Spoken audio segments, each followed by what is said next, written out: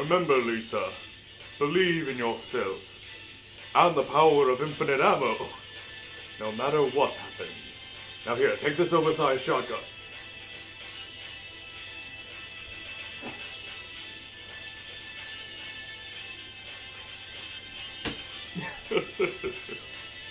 Hello everyone, Jack Mordick here. You're probably wondering why I'm dressed like Albert Wesker, and the answer is I don't have anything better.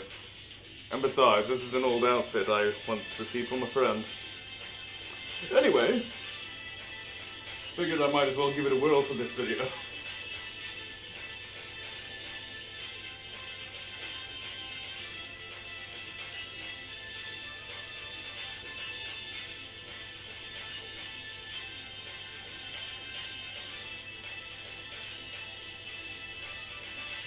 But anyway, so, guess what we're doing today? Yep, the House of the Dead timeline. Explained. The House of the Dead.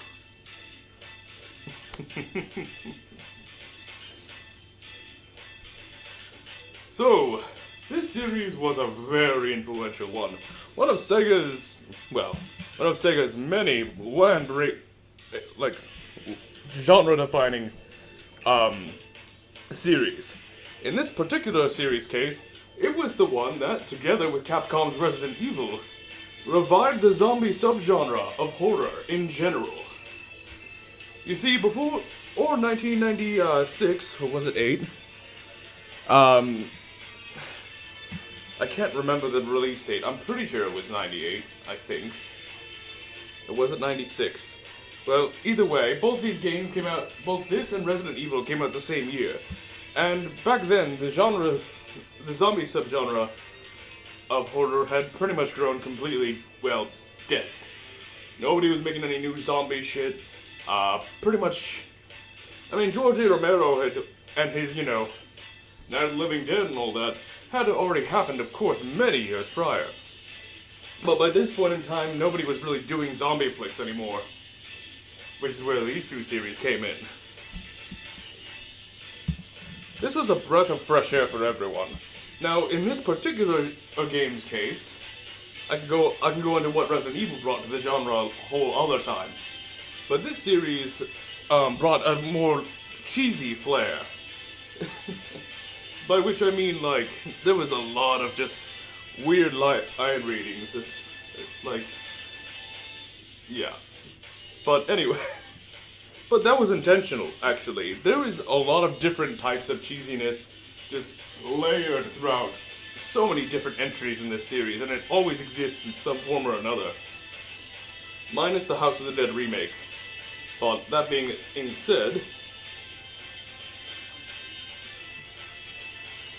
this series was also what's called a on-rails shooter, which is basically where you couldn't move your character, but you could, actually, like, you were set on this destined path and you had to shoot at parts of the screen. I'm sure you've seen this before, but, basically it's just like, the camera moves you, you don't move the camera, just like... And, yeah. As for, the actual series itself, it's a lot of fun, personally. It had a whole lot of branching paths and other cool, like, technical innovations that a lot of on-rail shooters really didn't have at the time. It was absolutely revolutionary in its design and concept. And, the creators of this game just absolutely knew what they were doing. Now, before we get into the timeline proper, I want to say that, I want to preface this by saying that there will be some missed materials. For example, apparently there was a manga or a comic or something.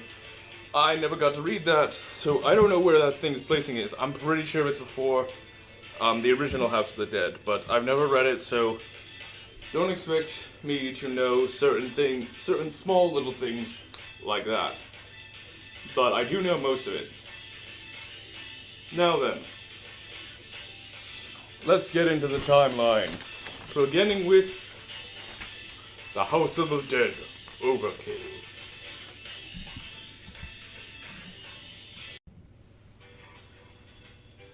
Prelude to an Overkill is a nice little comic that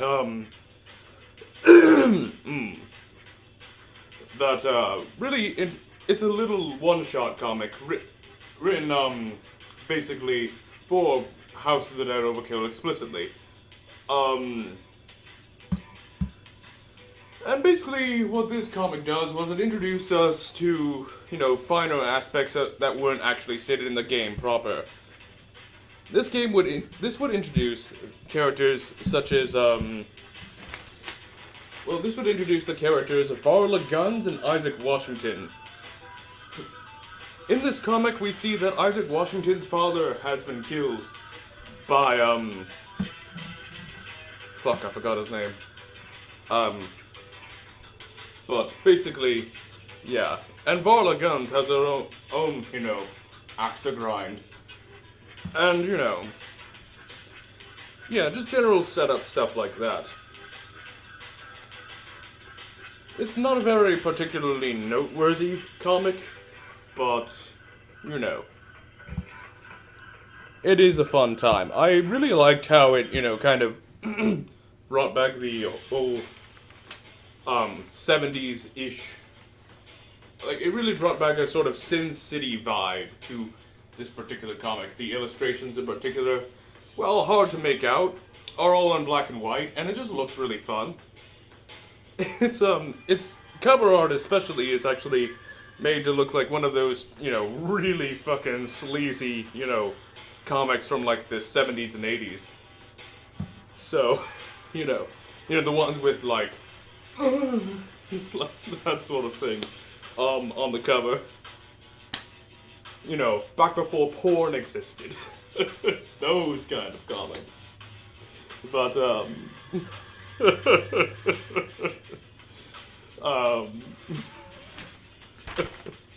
but yeah, that's the Prelude to an Overkill comic in a nutshell.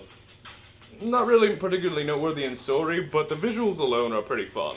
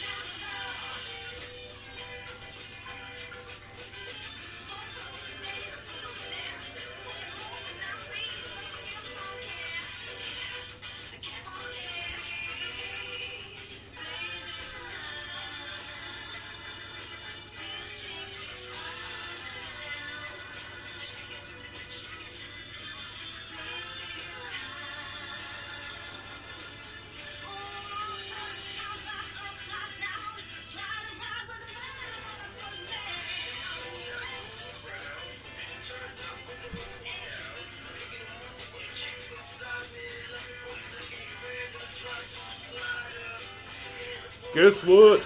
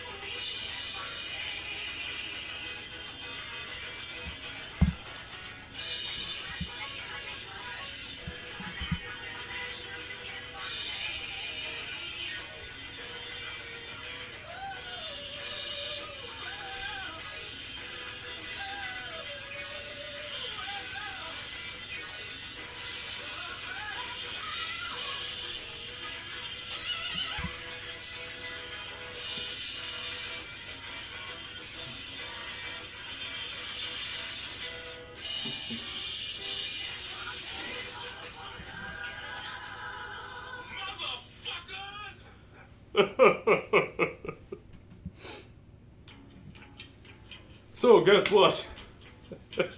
Yes, that was one of the songs you will hear in House of the Dead Overkill. The House of the Dead Overkill is a sort of...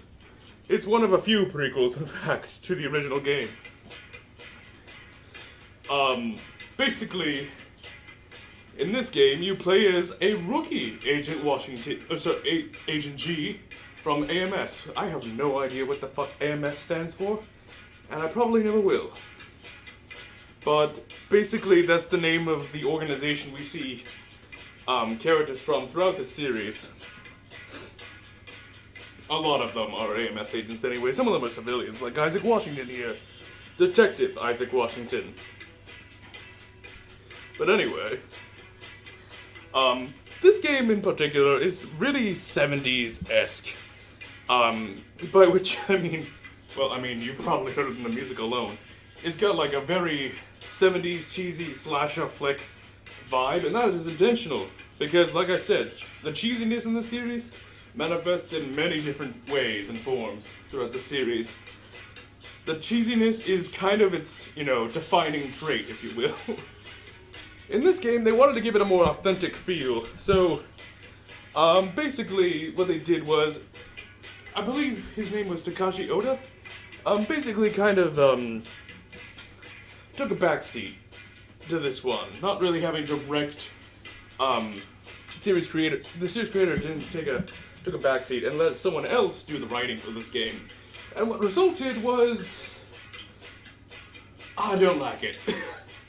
The writing of this game has this surprisingly has a really strangely harsh tone towards disabled people, women, and just in general minorities. And it stereotypes the hell out of Isaac Washington with his motherfucker and his, swinging, guns everywhere and yada yada, him being a hothead. Oh my god. This game was obviously written by a conservative, the likes of which is probably in the MAGA terrorist cult right about now. I don't like this game a lot for the writing, but you gotta admit, it came up with some surprisingly hilarious lines. Even then. Papa sees it like, motherfucker, what does a man have to do to pacify a bitch? I'm telling you, G, I've tried my best with her. Patience, compassion, motherfucking understanding. But that is the last straw. And Agent G is like, ladies and gentlemen, the infinite tact of Sir Isaac Washington. You do, truly you do, use your tongue better than a $30 hooker. And may I just say, from the bottom of my heart, you are an inspiration to all of us. Mankind, I mean. He's like, motherfucker, don't make me punch you in the face again. Good times. Oh yeah, no, this game's fucking hilarious. But it does have motion control input, which, if you want to actually play the game proper, so... If you want to play it on PS3, which I recommend you do, is the better version, you'll want to use your PlayStation Move if you still have that around. And yes, you heard me right, this game is for the PS3, and the original was for the Wii, but we don't talk about that version because it sucks even more, somehow. Anyway. But yeah, Papa Caesar's on a fucking, rampage, using this thing called Formula X to turn a whole bunch of, people throughout the county into mutants. They're not zombies yet, okay? And technically they never will be called that because series creator Takashi Oda, I believe his name is, prefers to call them creatures. But I'm not gonna call them that because I think that's kind of dumb. Because if they look like a duck, act like a duck, flaps its wings like a duck, then it's a fucking duck. Alright? Anyway. So, yeah.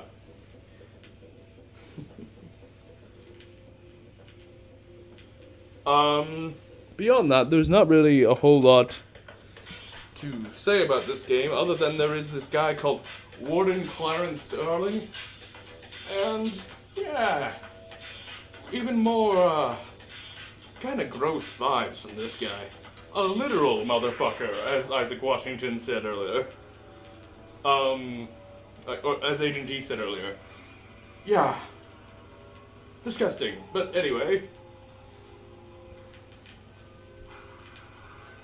I mean, this game's a fun time if you want to play it, but there's really not much to say about it. There are also two protagonists introduced in this game, outside of Varla Guns and Isaac Washington, and those are Agent G and Candy Striper. Candy Striper herself is actually a stripper, same as Varla Guns, but they're only featured in the PS3 version of this game, which is called the Extended Cut, which is awesome.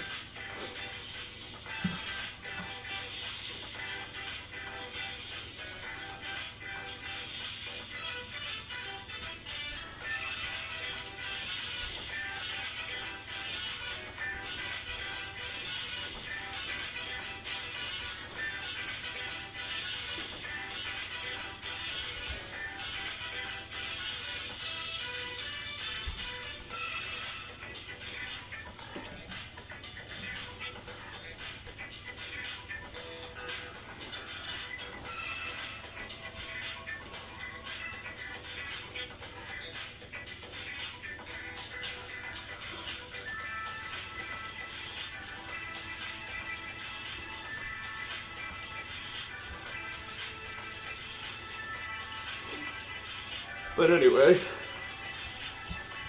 unfortunately their route doesn't last as long as the main game, and they're basically just treated as a side story.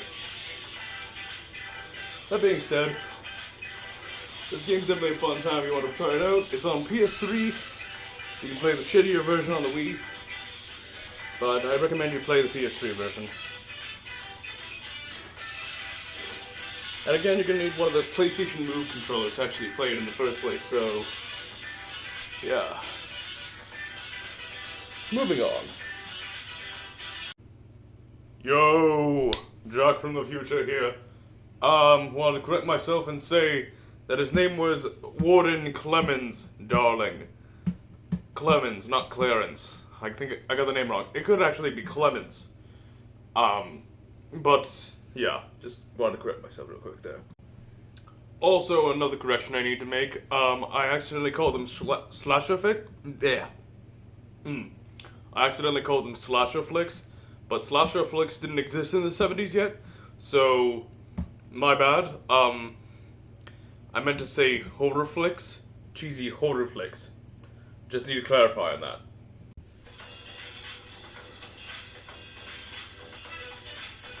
Now, this next entry in the timeline is... Look, I can try to like this movie, but contrary to some people's beliefs, the movies are actually a part, the relatively obscure movies, in fact, are actually made with the intent to be part of this timeline. Unlike the Resident Evil movies, these are set to be in the same timeline as an actual game timeline. Now, you might be saying, but why is this fucking shitty movie tied in? How? Well, there's a good reason for that. Basically, well, we do get a guy named, Rudy Curian. One thing we can, and another guy in the second movie called Professor Curian, we can infer that they are actually relatives of, Roy Curian, maybe cousins or something. Or maybe nephews, in the case of Rudy. But, yeah. And if you're wondering about why Agent G is, like, race swapped, I guess we can just, like, treat it as maybe he just had a fucking surgery or something. I don't know. These games, canonical tie-ins are very clunky in the first place. They're not meant to be treated super seriously. So really, you can make a timeline however the fuck you want. But at the end of the day, the way I see it, in my professional opinion, and in my many years worth of fucking timeline experience, this one, right here, this movie is part of the canon. Now in this movie, it's pretty bad, alright? It's not a great movie. I think most people would agree after seeing this movie. Very cheesy music video style editing. And not in a good cheesy way. It's in a very bad cheesy way. As fellow Sega community member Cory Mario once described it, hot garbage. I don't care much for the first movie at all, but it does introduce us to a few characters that will be relevant in the second movie. Namely, of course, Rudy Kurian, this one girl, I think her name was Alyssa, or was it Rachel, or something like that. And, of course, God, what was her name? The police girl. Fuck, what was her name? Casper. Sheriff Casper. But yeah. And if you're wondering why I'm not using music from the movie, it's because, fuck no, I'm not using that music. I could get copyright strike for that. Sega is more lenient with this sort of thing, but if I were to use movie from, like, you know, what was it? I mean, more official movie things, I could get copyright strike in a heartbeat, man. I'm not doing that. But, yeah, there's this one guy who, has lived for a long time, I think since the 1700s, and, yeah, he, basically introduces us to this new thing that's being used to make zombies. This other non-Formula X thing. My theory is, of course it's a theory, but it's a very, you know, there's a lot of circumstantial evidence and whatnot, and educated guesses to be made from here, but it's likely that Formula X at some point got merged with this zombie fluid thing from this one island out in the middle of nowhere, and introduced together, they make the zombies we know in the actual series itself. But yeah.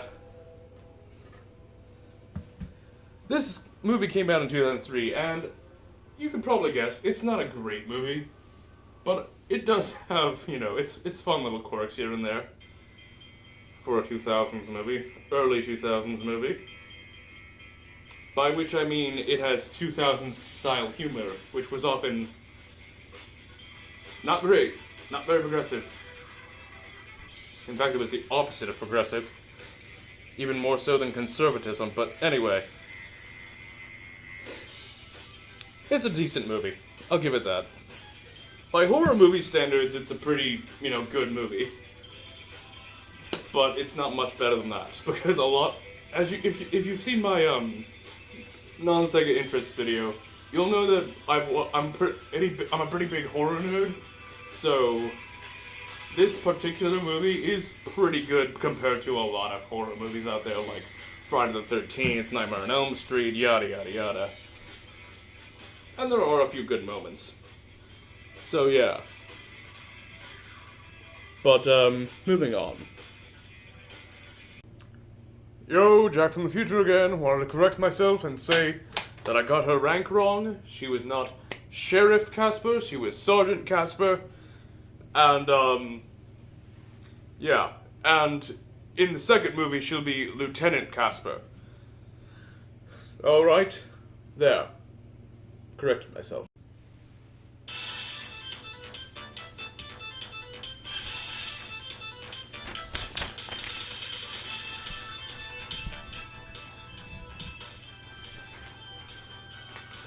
Loving Dead, The House of the Dead EX, was a Japan-only arcade game that did come to Europe for a time, so it did kind of, sort of get a translation. But it was an arcade game, so you had to be at the arcade to actually play it and get footage of it. Or you could just emulate the European version if you want. Fellow Sega community member Cory Maru has some excellent footage of it. But anyway, check that out if you're interested. It's also featured on my playlist, the House of the Dead playlist. But anyway, so, in this game, it takes place a little bit before the events of the House of the Dead proper. Specifically, somewhere around the time, Kurian had begun, you know, his crazy experimentation, and, you know, it seems like the researchers weren't there proper yet. again, lore is clunky as hell, so don't expect it to properly line up. But anyway.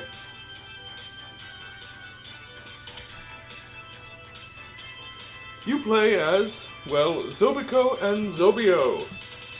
Two very Romeo and Juliet, you know, zombies, actually. Although technically speaking, these two, Zobio and Zobiko are actually manufactured zombies made by Dr. Kurian. And as I've already discussed, they were likely made using a combination of Formula X and the compound from the deserted island in the House of the Dead movie, or rather, House of the Dead. I probably should have mentioned that before, that it's important to note that the House of the Dead movies are actually just called House of the Dead and House of the Dead 2, not The House of the Dead and The House of the Dead 2. It's important to remember that. But anyway.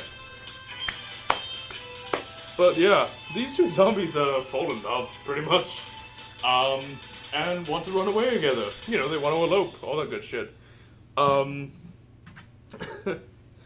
But, let's just say Kurian ain't having any of that shit. So, he sends a lot of his different, you know, creatures after him. And, basically, gameplay itself is actually... is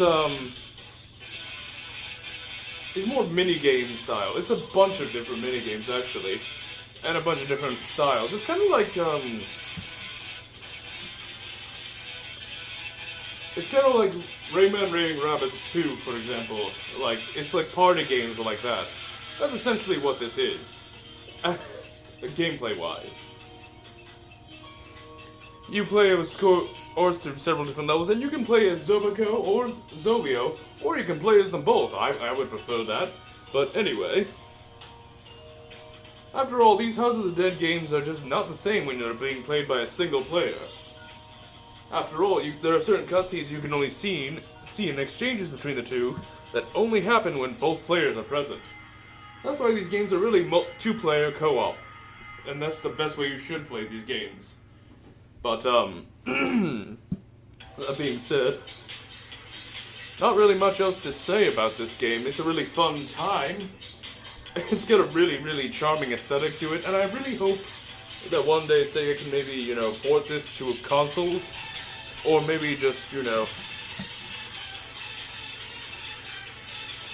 just, you know, give it a remake or a remaster. Well, probably not a remake, but definitely a remaster. I would like something. Anything, really, that brings it to the US and more regions worldwide.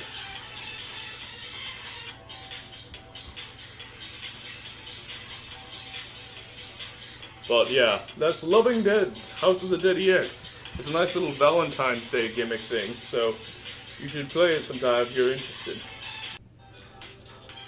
Before I get into the House of the Dead proper, there are also two prequel stories that I forgot to mention. One of which naturally takes place before Loving Dead's House of the Dead EX, and another takes place, if I had to guess, directly before the events of the actual game itself. The prequel, there's this sort of, little, you know, short story, I think it's featured in the manual, I want to say, detailing to us exactly what, you know, led up to Roy Kurian's, you know, descent into madness. I think it was featured on the Saturn version, but I'm not sure. And I can't even remember for the life of me what it was called. But, this particular story it kind of showed us, you know, Roy Kurian's, you know, descent into evil and madness, and how he would go stop at nothing to save the life of his son, Daniel Kurian.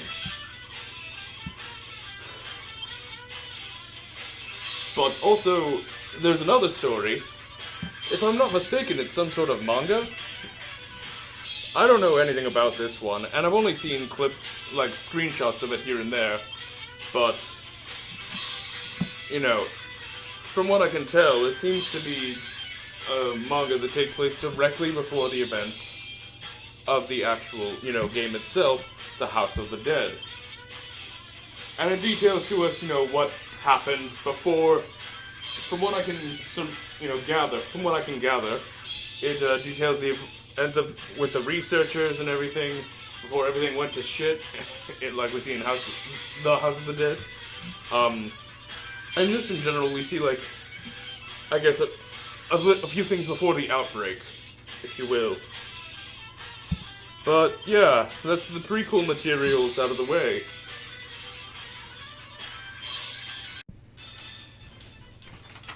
This game, The House of the Dead, or the House of the Dead remake if you want to play the modern version. Either way, both versions are amazing in their own way.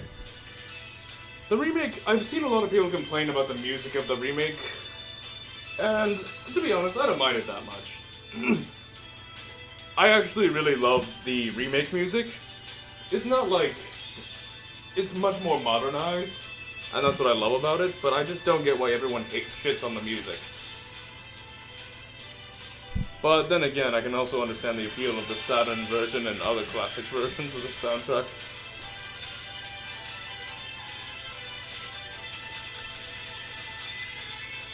This is actually the final boss's theme, which I can understand they didn't quite, feature it in the end, or anything like it, in the ending of the remake, but it's just so damn iconic.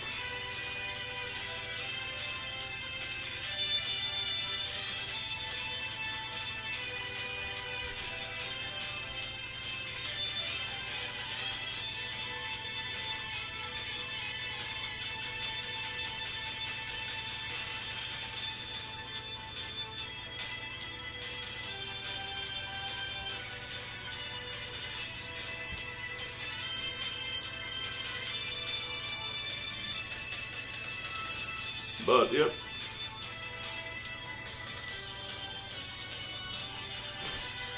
I can't seem to get this camera angle quite right.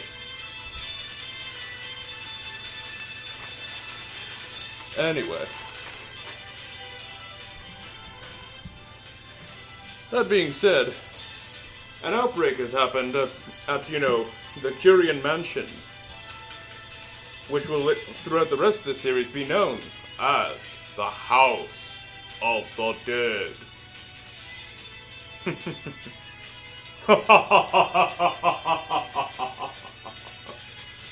Well, anyway. But, yeah.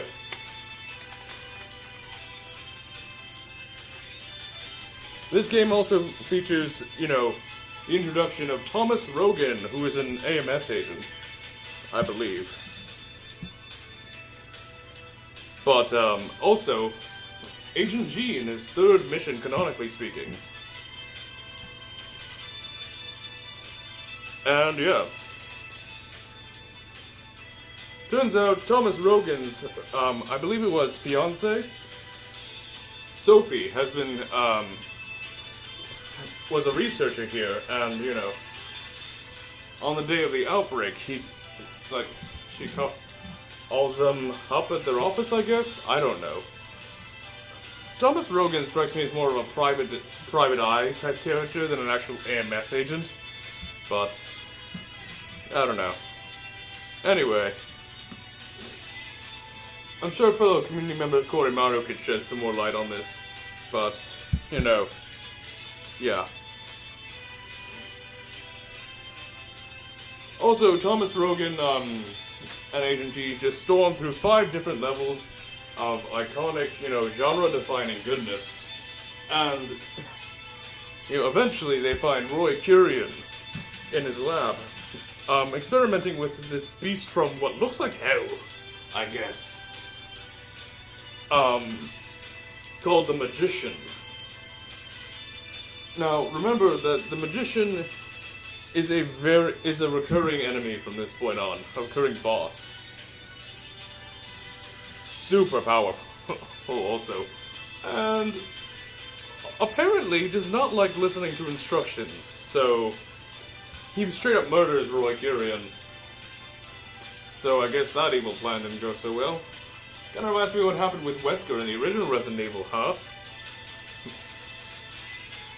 Gotta love how both Resident Evil and the House of the Dead were basically so fucking similar in concept, despite being created by two entirely separate teams. I'm telling you, Capcom and Sega work brilliantly together. But that aside,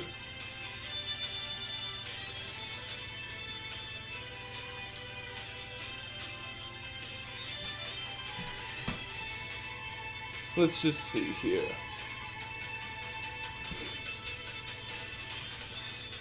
But yeah, as for the gameplay itself, as I mentioned in the intro, it's on-rails shooter and it's pretty fun.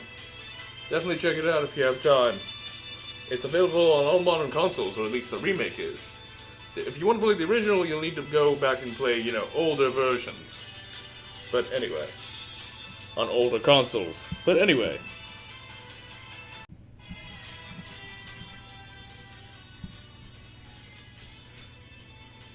House of the Dead 2 is an excellent movie. I really love this movie to absolute death. Whereas the first movie was, well, not great. The second movie is cheesy, but also really good. I really loved how it just kind of did a 180.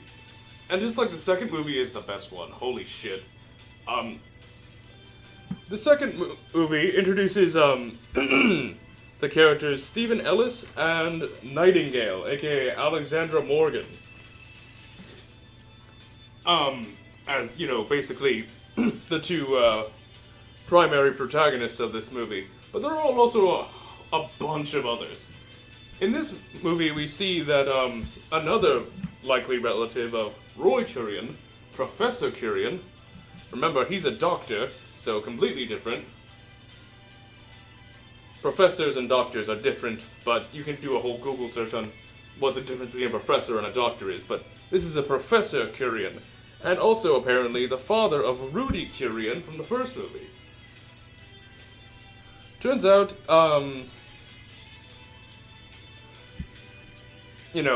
things don't go so well with him trying to experiment with eternal life and all that.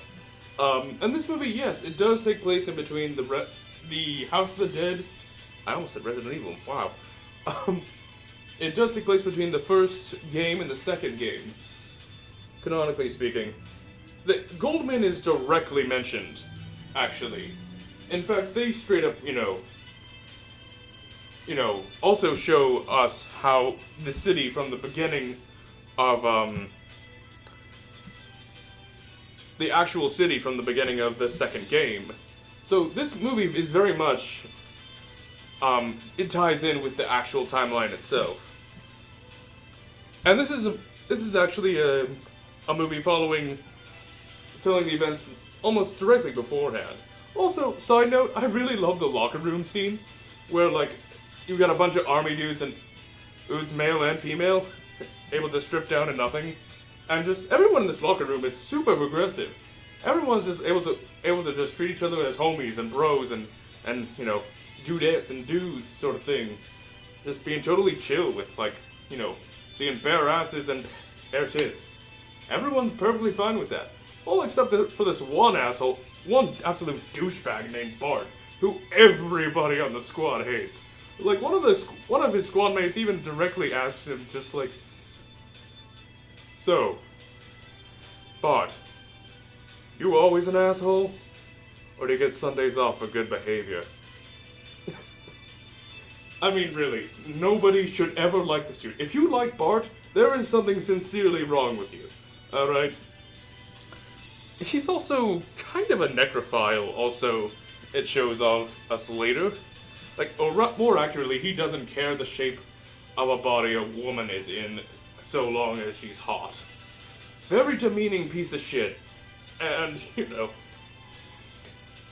there's a good reason for that, as you'll find throughout the movie. He's not a great guy. Also, I loved to death the scene where Stephen Ellis coats his body in, zombie blood to fool the senses of the zombies. That is amazing. That is brilliant tactician. That is brilliant tactics. That is amazing. No, most of the horror movies would not come up with something nearly so genius. And I've seen a lot of horror movies that just do not think like this. This guy is actually a proper tactician, and you gotta respect Stephen fucking Ellis.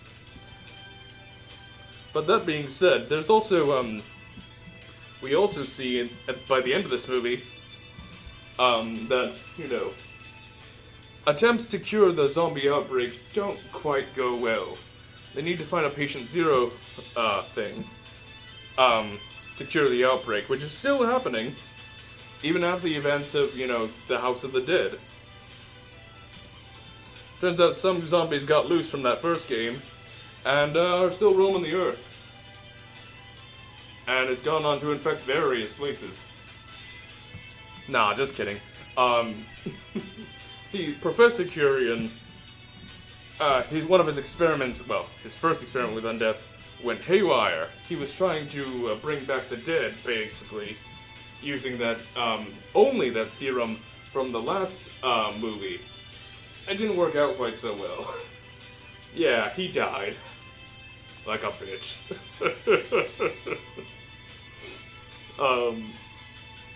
Also, you know,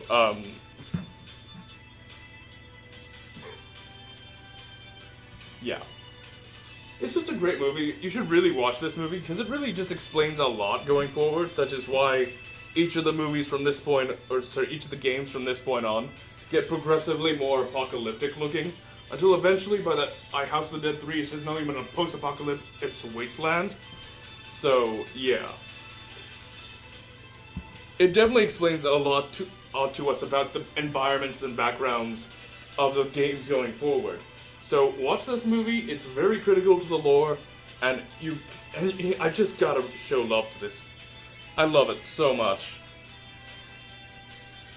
It is absolutely worth your time.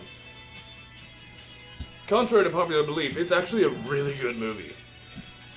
Especially by horror movie standards, and maybe by really most, you know, well, really most horror movie standards, so yeah. Good times. The House of the Dead 2, which is House of the Dead 2, not like House of the Dead 2 as in the number, not as in the Roman numeral 2. Important to remember that. So, The House of the Dead 2 is a great little video game that takes place in the city. Yeah.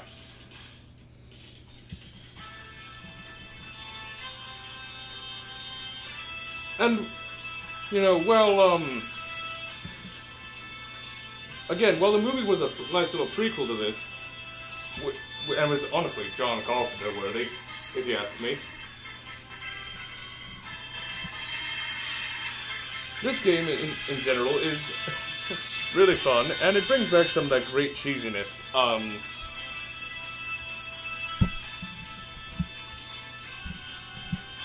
This time, the dialogue is so cheesy. Holy shit. Like, James, did we really do the right thing? Don't know. But, it's like, oh my god. This is so fucking cheesy. Holy shit. Logan!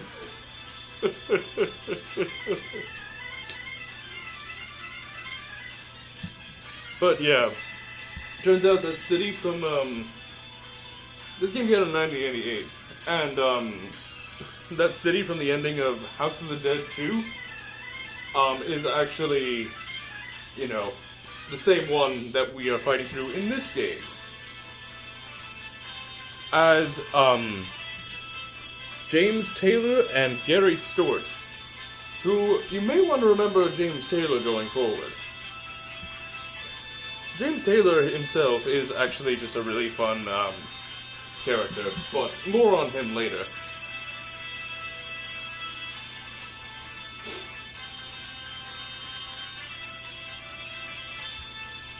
Guess what? Goldman is the antagonist in this game, not Roy Curian, who is, well, dead. Very much dead.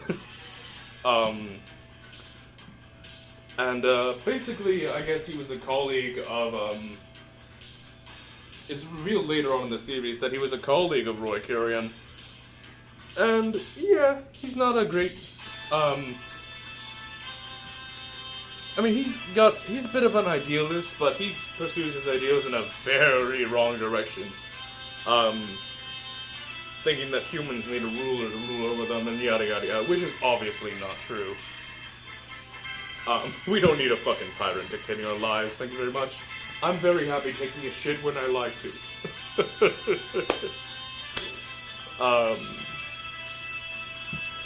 But...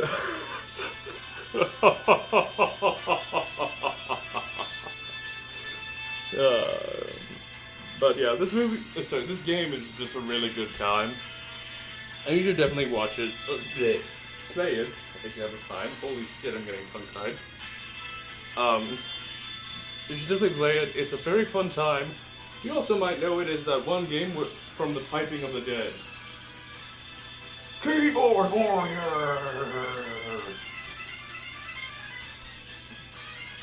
Accidentally kills a civilian. Just like, who would do this? Man, this is so fucking cheesy. It's so dumb. Oh lord.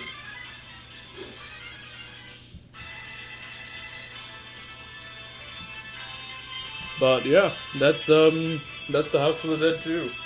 Not really much more to say about it, honestly. It's just a really fun game. Zombie Revenge is a unique little game, made for the Dreamcast only. Like, only. It was only ever released on the Dreamcast. It was... Get this, it was a beat-em-up. It was a 3D beat-em-up. Yes, the protagonists of this game are batshit crazy enough to actually beat the ever-living crap out of zombies with their bare hands. Yeah, these AMS agents are just built different, I guess. Jesus. Gotta respect that, honestly. These three are badasses through and through. Stick Brightling, Linda Rada, and Rikiya Busujima, who is our token Japanese representation. Also, I love the fact that Rikiya Busujima is also, he's, like, literally just speaks Japanese even in the English version, and, like, everyone else is just understanding him because I guess they've been trained in Japanese. I guess it would make it difficult if they didn't understand him. But, yep, that's this game. It's a really fun time. I really love this game to death. It's also just really good in general, but also Stick Brightling himself, you know, the first of the three AMS agents, also has some personal ties to the antagonist of this game, whose name escapes me. Also, the Black Magician is in this game, and it sounds like he's basically the magician from The House of the Dead Revived. And yeah.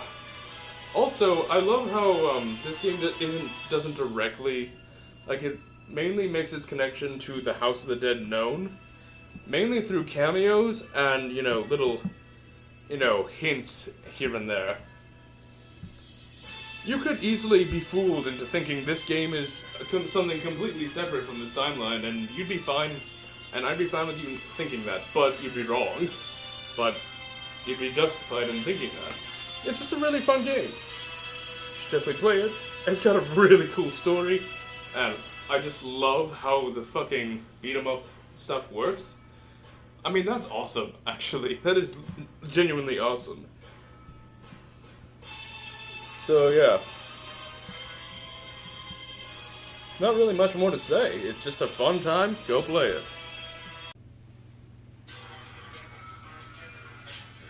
The House of the Dead 4. And the House of the Dead 4 Special. Now, the House of the Dead 4...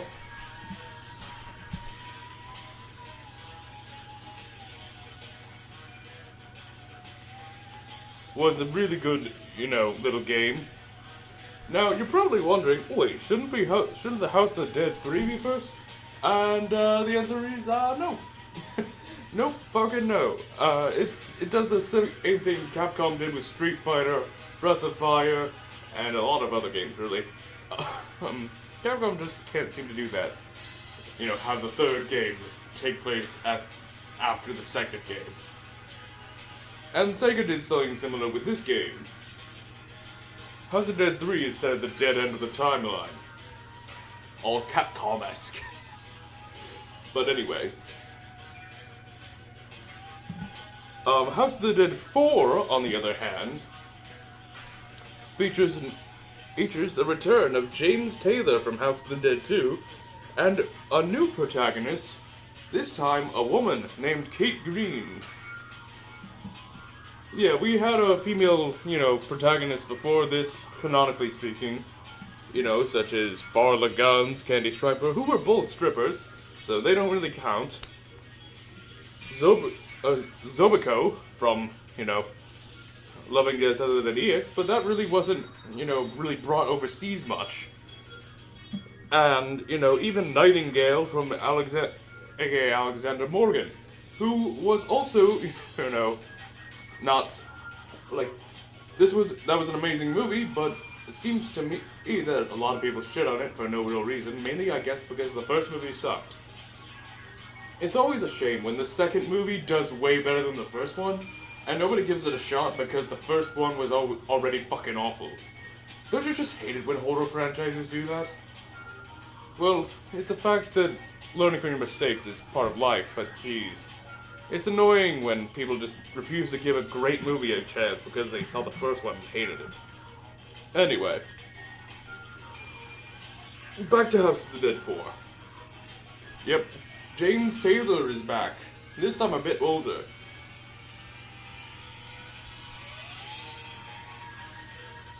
House of the Dead 4 actually, turns out there's a lot going on in this game. The soundtrack isn't particularly anything special to me. I've never been a big fan of techno music, if you will. They're just not for me. But, that being said, I do really like,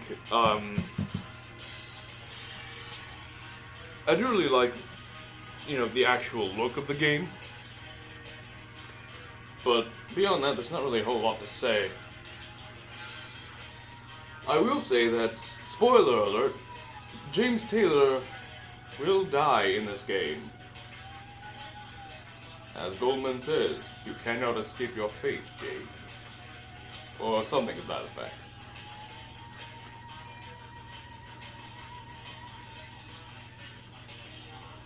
Oh yeah, and Goldman's kind of sort of back, but not really.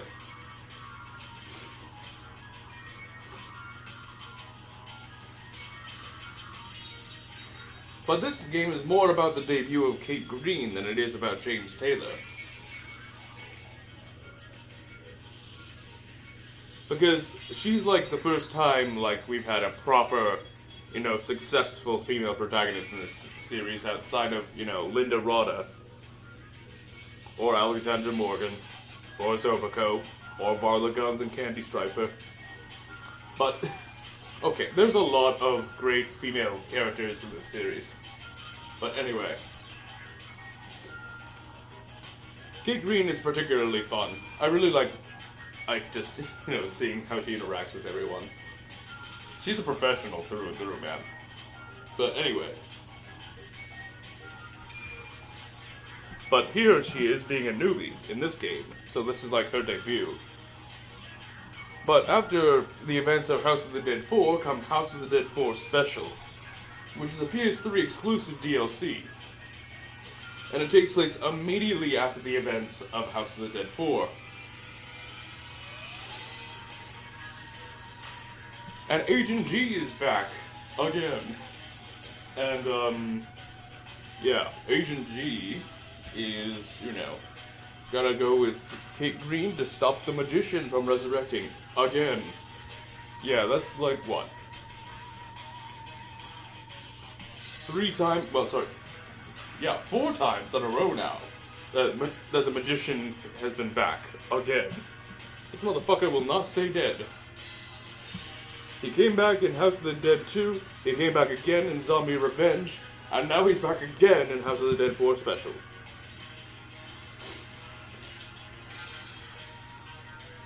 But this game really just has an overlying theme of hope, just in the midst of despair. And that's fair, because, remember, back in the second House of the Dead movie, the world's fucking doomed. Yeah. The zombie outbreak will spread across the world unchecked, until it becomes a post-apocalypse wasteland. But this game tells you that even despite that, to not give up hope. And that message right there is beautiful, if you ask me. But that being said,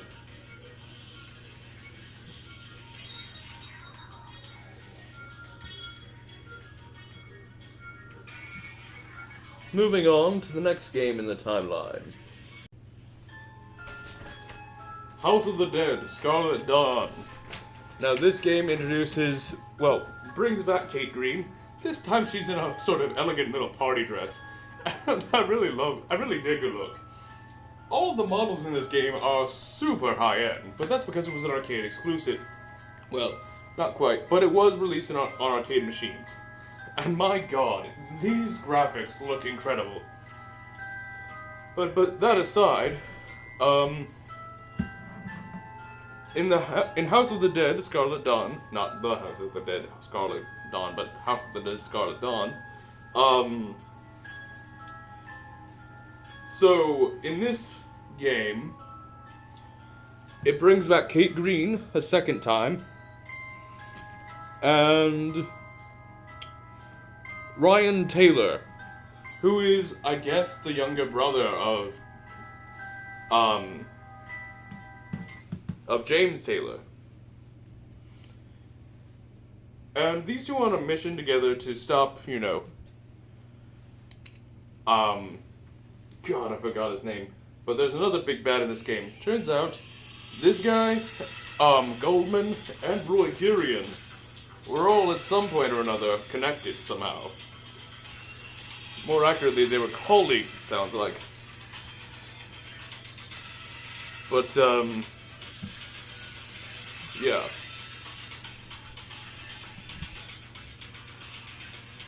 This game's actually really fun. I just really love the general aesthetic of this game. And, yeah, there's not really a whole lot more to say beyond that. It's just really a cool little game.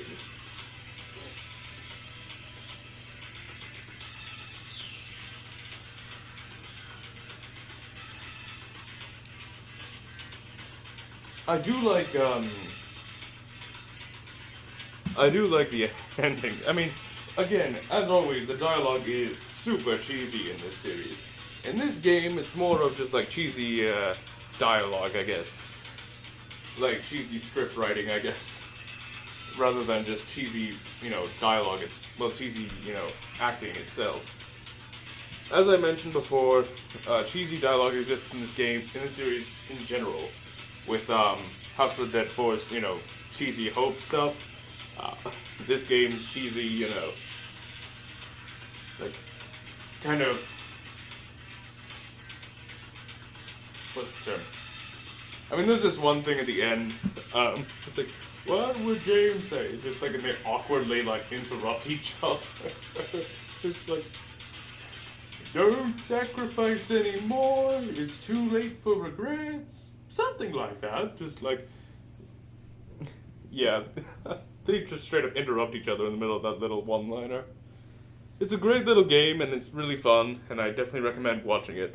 Or playing it. Derp. And yeah.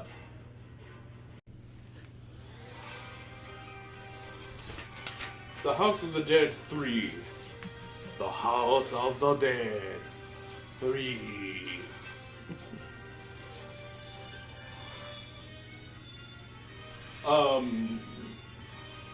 Yeah, this game is really a fun time, and it's a nice little finale to the series. At least until we get a new game telling us, what happens next. But, yeah. By this point, the whole world is basically, it looks like a post-apocalypse wasteland. I mean, the place they are at specifically is pretty fucking trashed. this tower thing. See, in this game, it brings back Thomas Rogan, and he has a new guy by his side, Dan Taylor. It's not really clear if he's connected to James or Ryan Taylor in any way, shape, or form. But, yeah. Those are the two returning protagonists, if you will. But Dan Taylor's not even important anyway.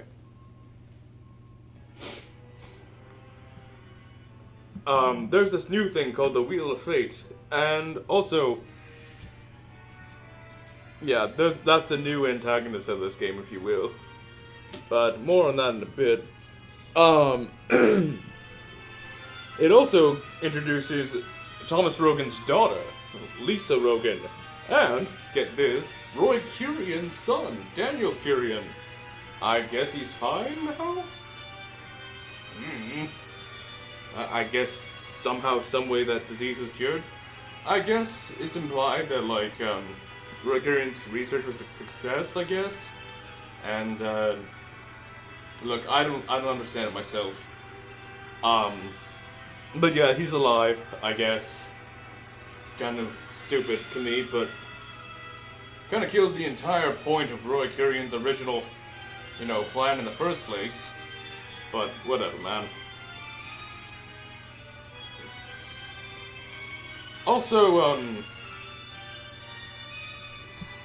the Wheel of Fate turns out to be controlled by none other than, I guess, sort of a ghost in the machine of Roy Curion. And beyond that, there's not really a whole lot to say about this ending. It's just a really great time. There's a mystery man at the ending, who is strongly implied is the guy from Scarlet Dawn in the secret ending of House of the Dead 4. But most people just know him as the Mystery Man. But, yep, it's in a to-be-continued type fashion. And, yeah, that's that's the House of the Dead 3. Oh yeah, Agent G is back too, for one last time. Damn, this guy's in a lot of games, huh?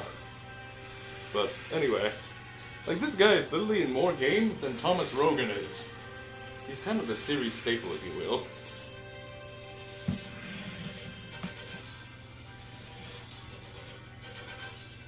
Anyway. But, yeah, that's the House of the Dead 3. Not really much more to say. Remember, Lisa, believe in yourself, no matter what happens.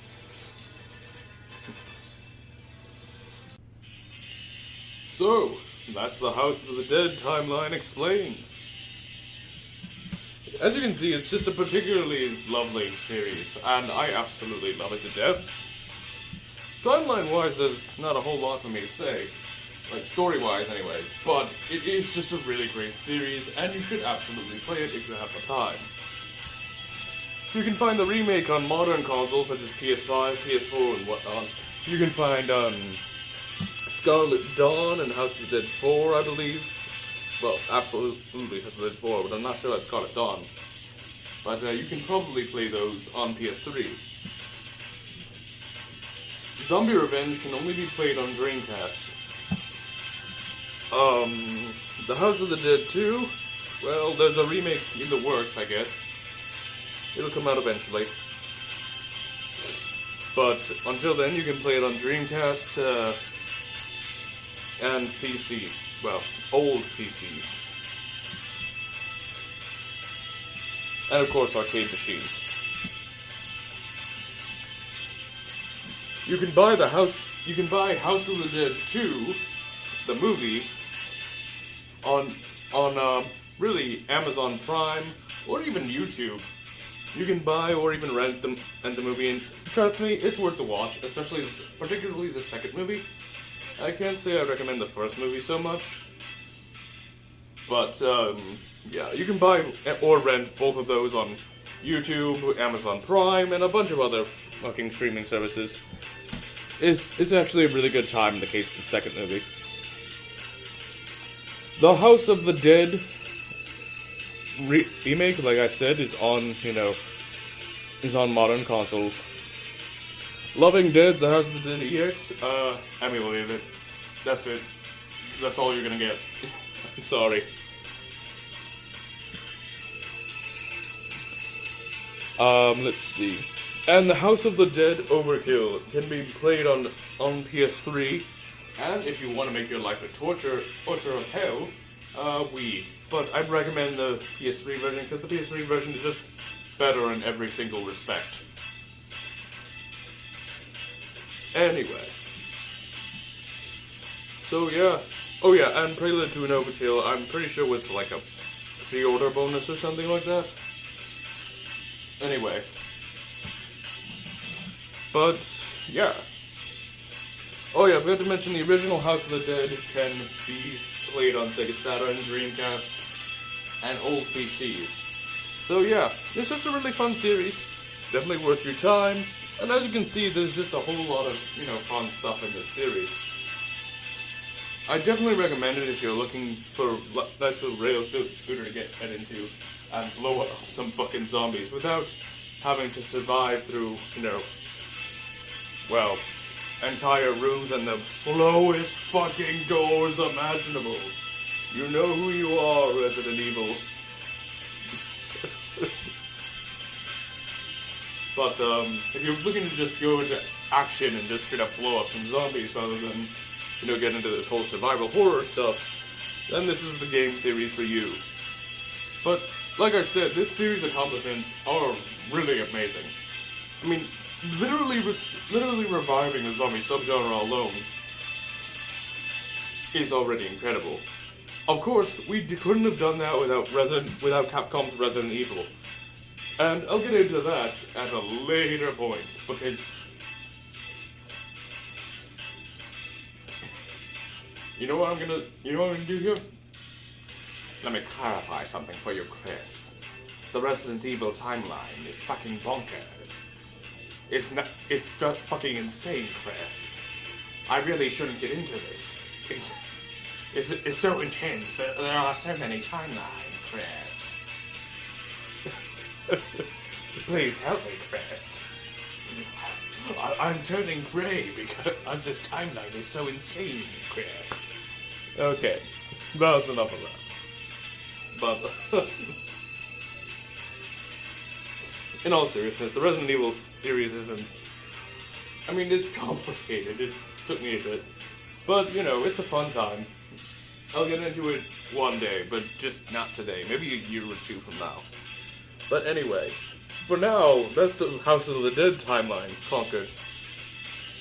And, yeah. That's, this is Jack Wardick, signing off.